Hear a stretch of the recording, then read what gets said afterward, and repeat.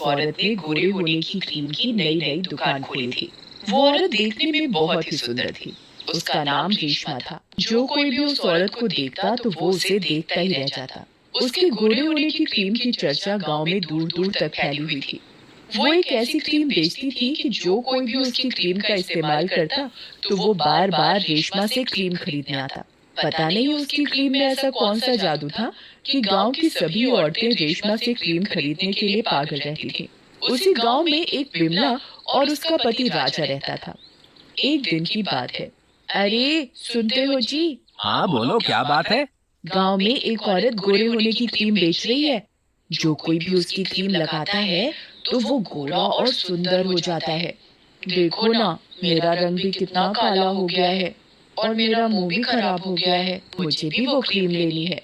अरे क्या करोगी क्रीम लेकर? तुम तो पहले से ही सुंदर हो। ज्यादा फालतू की चीजें लगाओगी तो तुम्हारा चेहरा और भी खराब हो जाएगा। पर मुझे और ज्यादा सुंदर और गोरा होना है। जिस किसी ने भी उस औरत की क्रीम इस्तेमाल की है वो और भी ज्यादा सुंदर और गोरा हो गया है। ठीक है, जैसा तुम्हारा मन करे। बिमला उसी औरत के पास क्रीम लेने जाती है। बहन जी, मुझे वो गोरा होने वाली क्रीम चाहिए। ठीक है, अभी देती हूँ। रेशमा बहन जी, एक बात तो बताओ, आप इतनी सुंदर कैसे हो? आपकी खूबसूरती का राज क्या है? मेरी खूबसूरती का राज मेरी ये क्रीम है। मैं भी यही क्रीम इस्तेमाल करती हूँ।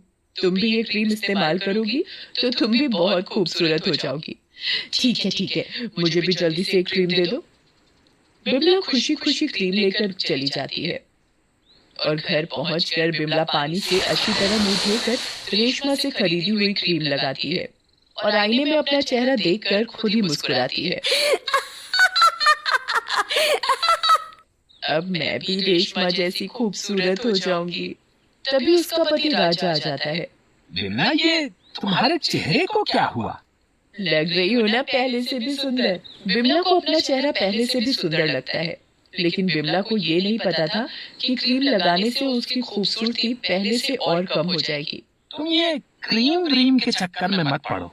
मैं ना पहले से भी ज्यादा सुंदर हो गई हूँ ना, इसीलिए तुम मुझसे जल रहे हो। वो राजा की एक नहीं सुनती और वो अपने आप को आईने में देखने लगती है। उसे लगता है कि क्रीम लगाने से वो सुंदर होती जा रही है।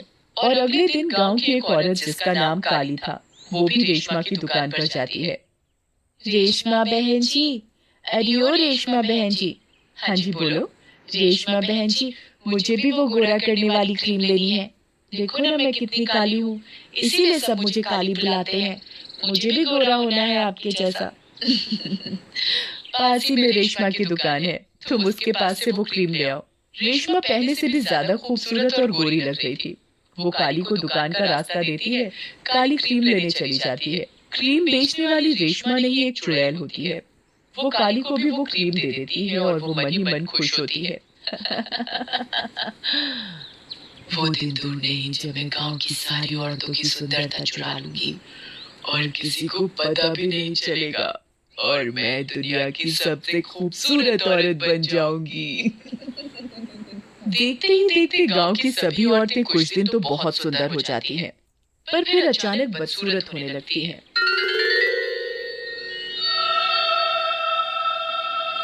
काली अपना मुंह धोकर क्रीम लगाती है।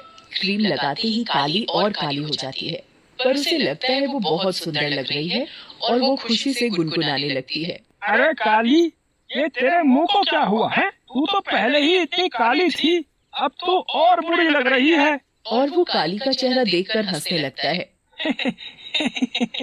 मैं गोरी हो गई हूँ ना, इसीलिए तुम मुझसे चिढ़ रहे हो।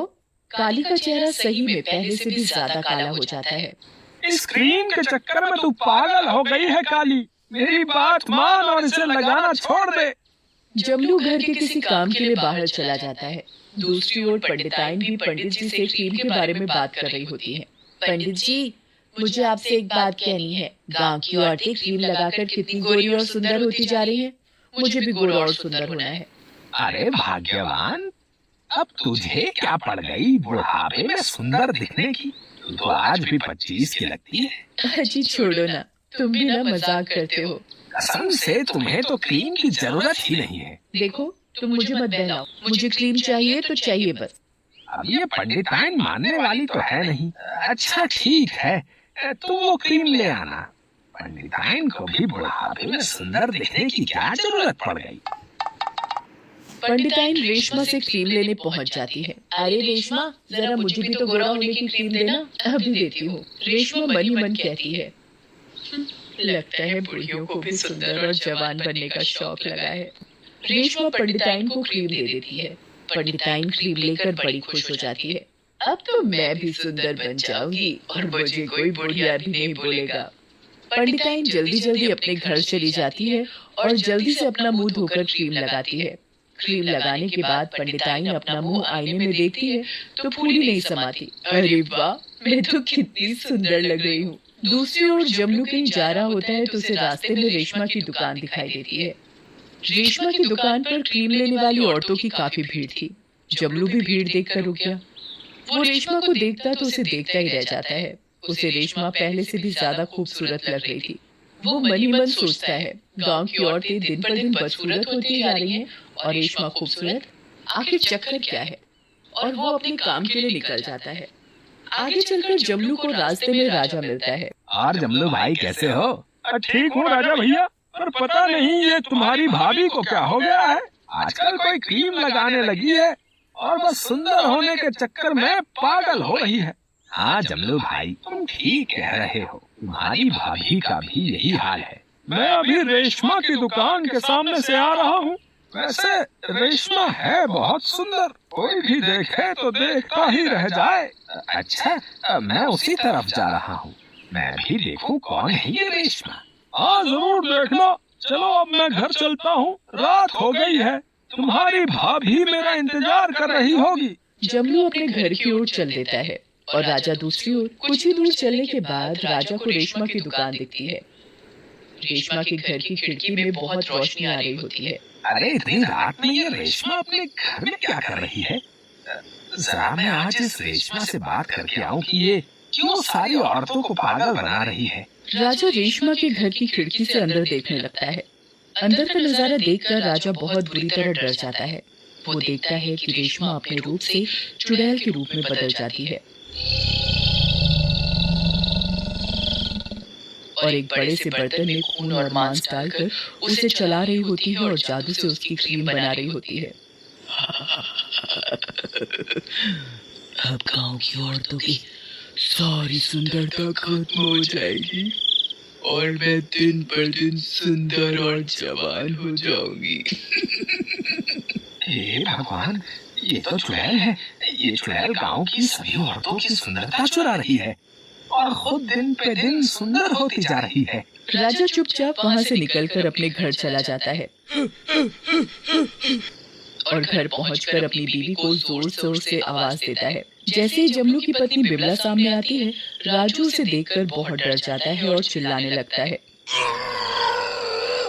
अजी पागल हो गए हो क्या? मैं क्या तुम्हें कोई चुड़ैल नजर आ रही हूँ? लग रही हूँ ना कैटरीना कैफ। अब मैं तुम्हें कैसे समझाऊं? तुम सुंदर नहीं और ज्यादा बदसूरत हो गई हो। सब चुड़ैल रेशमा का करा धरा है। राजा बिमला को सारी बात बताता है। दूसरी ओर जमलू की पत्नी का भी यही हाल होता है, पर जमलू की पत्नी काली तो पूरी चुड़ैल लगने लगी थी। गांव के सभी आदमी रेशमा की क्रीम से परेशान होकर आपस में बात करते हैं। अरे भाई, ये रेशमा कोई खूबसूरत औरत नहीं है, बल्कि एक चुड़ैल है। मैंने अपनी आँखों से उसे रात में तांत्रिक पूजा करते देखा है। भगवान, चलो हम सब पंडित जी के पास चलते हैं, उनके पास जरूर कोई ना कोई उपाय होगा। क्या हुआ? अब तुम सब मेरे घर कैसे? और पंडिताइन, तुमने अपनी ये क्या हालत बना रखी है? राजा पंडित जी को रेशमा के बारे में सब बताता है। मुझे तुम उस चुड़ैल के पास ले चलो। जमलू, राजा और गांव के सभी आदमी पंडित जी को चुड़ैल के पास लेकर जाते हैं। कुछ ही देर में सब लोग रेशमा की क्रीम की दुकान पर पहुंच जाते हैं। रेशमा चुड़ैल के रूप में बदल जाती है। पंडित, अपनी जान प्यारी है तो तू चला जा यहाँ से। मैं नहीं छोड़ूंगी इन औरतों को। मुझे दुनिया की सबसे सुंदर औरत बनना है बस। तू ऐसे नहीं मानेगी। पंडित जी मंत्र पढ़कर दुकान में रखी सारी क्रीम में आग लगा देते हैं। आग लगते ही चुड़ैल जलकर मर जाती है और गांव की औरतें ठीक हो जाती हैं।